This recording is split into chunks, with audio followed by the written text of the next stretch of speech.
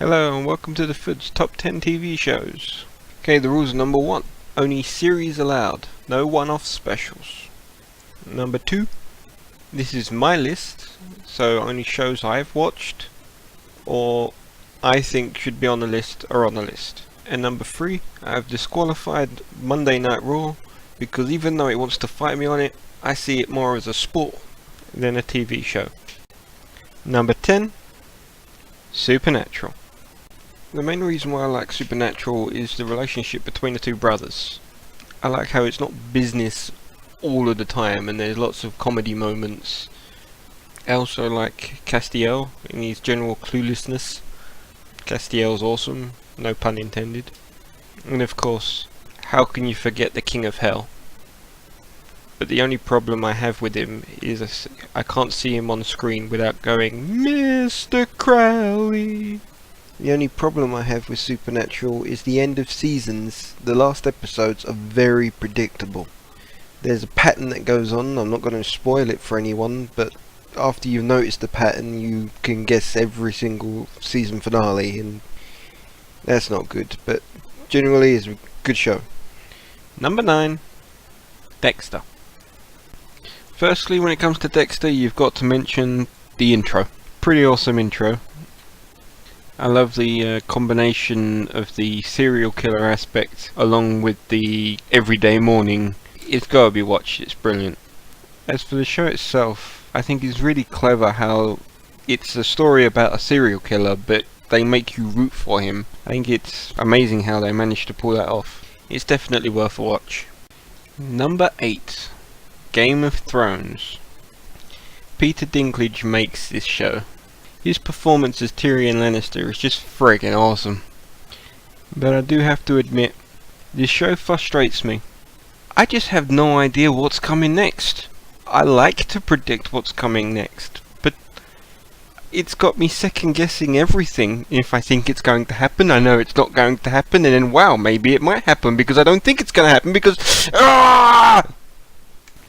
George R. Martin, you're a poopy head. Yeah. Number 7, How I Met Your Mother. Well,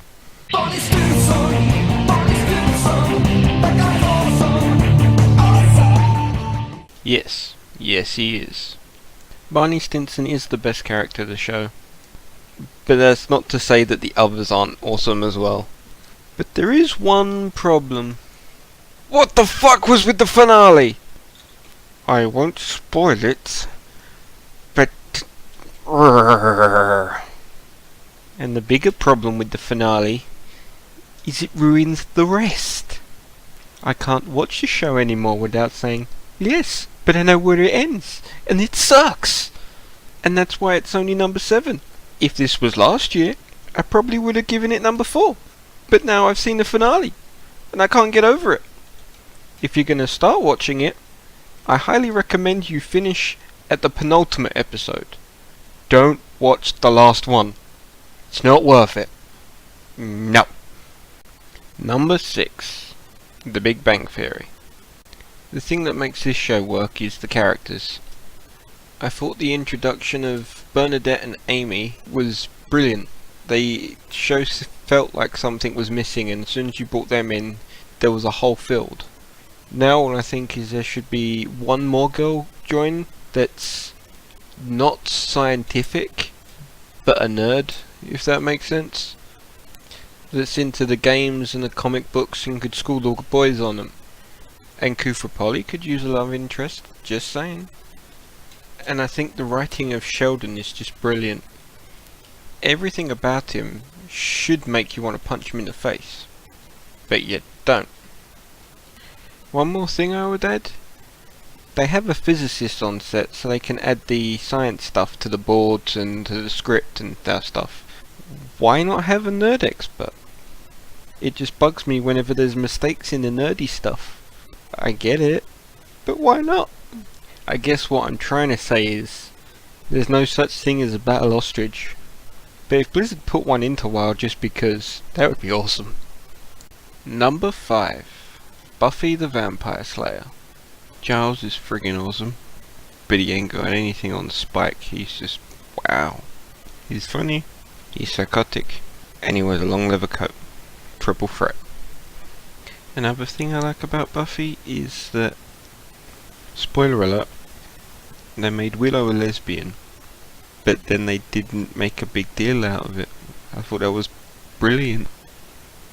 And finally there's the whole topsy-turvy bit where the pretty girl is chasing the monsters instead of the other way around like it usually is. I think that was clever and brilliant, and everything's brilliant, fuck it.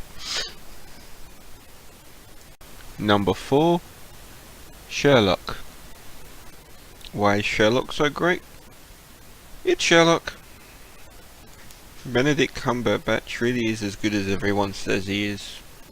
I wouldn't go as far to say stick him in everything, Emergency Awesome, but yeah, he's pretty damn good.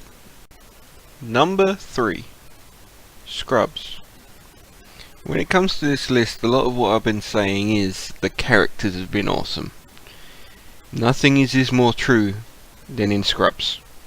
In all 8 seasons, there was character upon character of brilliance. Fudd? I could make a list, but it would take forever to go through them all. With Cox, and Kelso, and Janitor, and Jordan.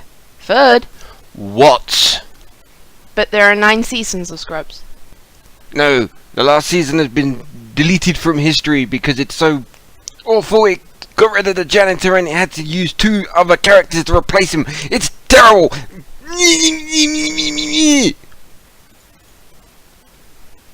I'm sorry about that. I had to cool off a second.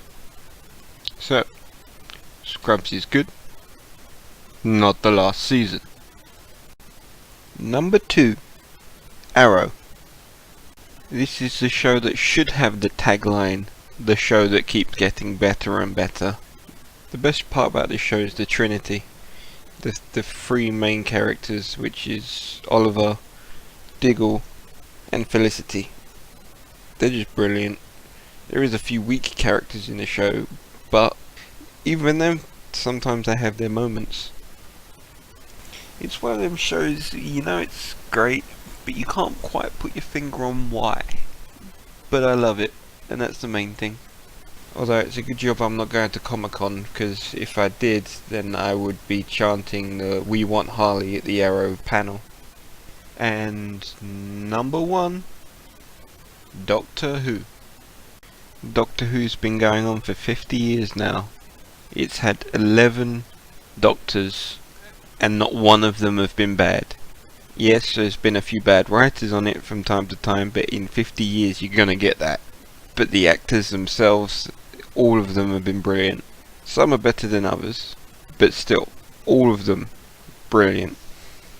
If you haven't watched any Doctor Who, and you want to start off, I highly recommend starting at the 2005 Christopher Eccleston series. But then after you've watched it all the way up to current day, definitely go back and watch the old ones. I wouldn't recommend starting there, but they are worth watching. As for why you should watch it, it's about a man that travels through time and space. This means they can make an episode on whatever you want. Whatever you want at all.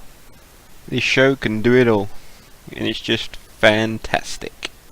I hope you've enjoyed my top 10 TV shows. I'd like to give a special thanks to Mrs. Fudd for helping me out in this video. If you disagree with my top 10, feel free to post your top 10 in the comments. And if you enjoyed this video, please like, favorite and subscribe. And if you could share it with people you think that would enjoy this video, that would be appreciated. I am the Fudd. Thanks for watching.